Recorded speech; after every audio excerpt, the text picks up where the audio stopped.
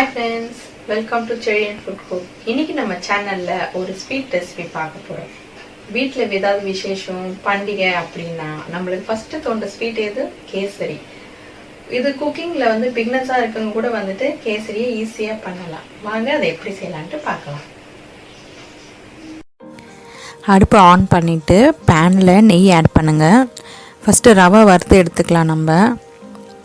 நல்லா கொஞ்சம் ப்ரௌனா வந்தா போதும். ரொம்ப வறுத்துறாதீங்க. ஓரளவுக்கு போதும். உங்களுக்கு அந்த ஸ்மெல் தெரியும்.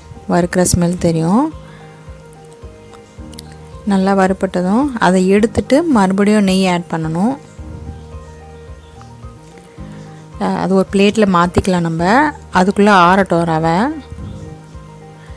மறுபடியும் நெய் ஆட் பண்ணிட்டு முந்திரி திராட்சை எல்லாம் வறுத்து எடுத்துக்கலாம்.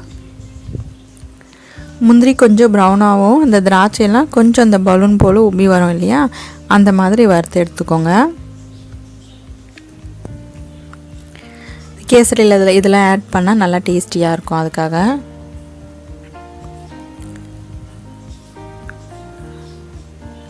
நல்லா ப்ரௌனான பிறகு அதை ஒரு பிளேட்டில் மாற்றிக்கோங்க. இப்போ அதே பேன்லேயே நம்ம தண்ணி ஆட் பண்ண போகிறோம். 1 கப்பு ரவைக்கு 2.25 கப்பு தண்ணி நான் ஆட் பண்ணுறேன். அப்போ தான் நல்லாயிருக்கும். அந்த கேசரி உதிரி உதிரியாக இருக்கிற மாதிரி இருக்கும். அதுக்காக ஏலக்காய் சேர்த்துக்கோங்க. 1 கப்பு ரவைக்கு 1 கப் சர்க்கரை. கலர் உங்களுடைய விருப்பங்க. நீங்கள் எந்த கலர் வேணால் ஆட் பண்ணிக்கலாம். இன்றைக்கி நான் அதை எல்லோ கலர் சேர்க்குறேன். உங்கள் வீட்டில் குட்டீஸுங்க எந்த கலர் விரும்புகிறாங்களோ அந்த கலர் சேர்த்துக்கோங்க. இந்த மாதிரி கொதிக்கணும். அதுக்கப்புறமா தான் நம்ம ரவையை ஆட் பண்ணணும். சர்க்கரை நல்லா கரைஞ்ச பிறகு ரவையை ஆட் பண்ணணுங்க. அது ஞாபகம் வச்சுக்கோங்க. இப்போது நீங்கள் அதை கைவிடாமல் கலரணும், இல்லைன்னா அங்கங்கே கெட்டி தட்டிடும். அது பார்க்கவே கலரே செம்மையாக இருக்குங்க. கேசரி டேஸ்ட்டும் அதே மாதிரி தான் இருக்கும். நீங்கள் அந்த கலந்து விட்டுட்டு இருக்கும்போதே தண்ணியெல்லாம் நல்லா சுண்டிடுச்சு. ரவையும் வெந்துட்டே வருது பாருங்கள். அப்படியே ரொம்ப ஈஸியான ஸ்வீட்டுங்க இது. புதுசாக சமைக்கிறவங்கள கூட ரொம்ப ஈஸியாக செஞ்சிடலாம். கஷ்டமே இல்லை. அப்படியே அந்த பேன்லேருந்து தனியாக வருது ரவை வெந்துட்டே இருக்கும்போதே.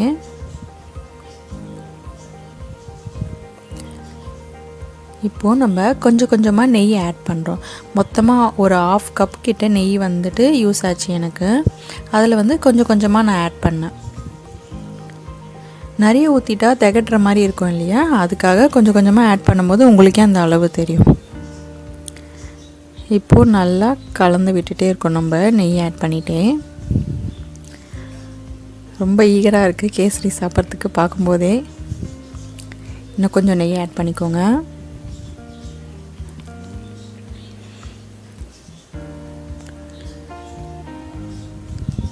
அந்த நெய்யை தனியாக பிரிஞ்சு வருது பாருங்கள். நீங்கள் அந்த கேசரி நல்லா வெந்துடுச்சு இல்லையா, அதனால்.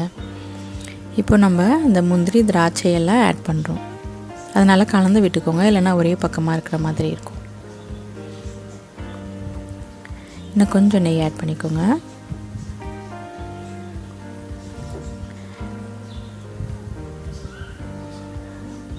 சூப்பரான கேசரி ரெடி.